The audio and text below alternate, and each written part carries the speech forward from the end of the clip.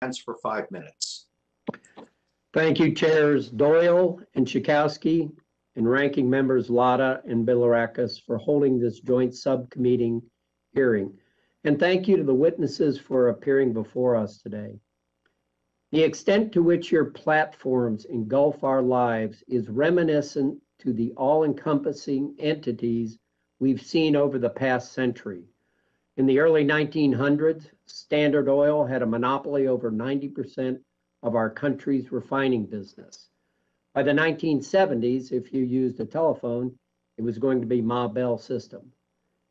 In each instant, you could choose not to use either product, but participation in society demanded that you use both. In a similar sense, it is difficult, if not impossible, to participate in society today without coming across your platforms and using them. We could choose not to use them, but like oil and telecommunications, it's considered essential, and so many other people do use them. Even the government has become an equal contributor. Each member of Congress and every senator is all but required to use your platforms to communicate with their constituents while we're in Washington, D.C. I know you understand that your platforms have a responsibility to act in good faith for Hoosiers and all Americans. Unfortunately, regularly, my Facebook and Twitter accounts, like many of my peers and other people I know, are littered with hateful, nasty arguments between constituents that stand in complete opposition to the ideas of civil discourse that your platforms claim to uphold and that you've referenced today.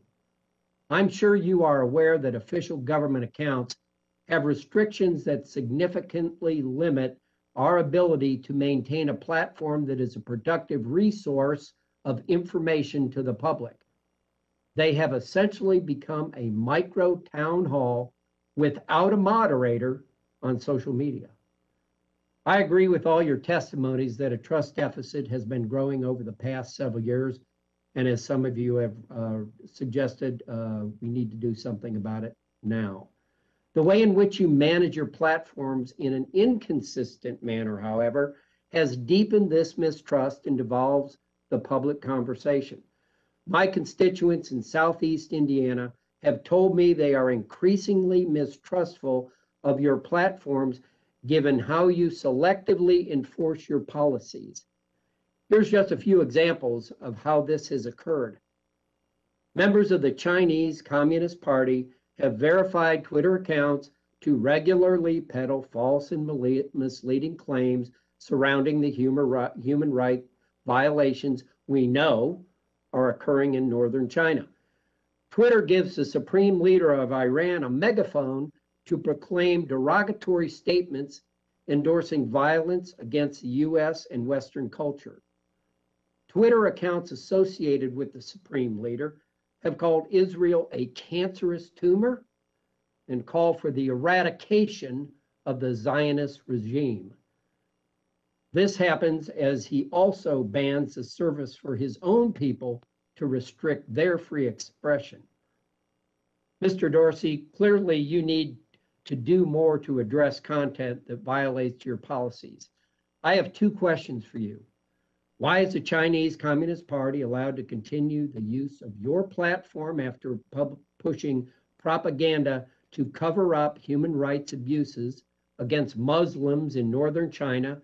And two, why does the supreme leader of Iran still have a platform to make threats against Israel and America? So first and foremost, we do label those Chinese accounts so that people have context as to where they're coming from. That's on every single tweet, so people understand the source. We think that's important. We are reviewing our world leaders policy. We're actually taking public comment review right now. So we're enabling anyone to give us feedback on how. If I may interrupt you quickly, Mr. Dorsey, on that very point, you know, Iran has been supporting Hezbollah, and it's not just saber rattling as you've made the statement, or your company has made the statement. They have done serious damage to whole countries and people. And as I served in the military, they killed hundreds of Marines many years ago. So I don't know what you have to study about this. Mr. Chairman, I yield back.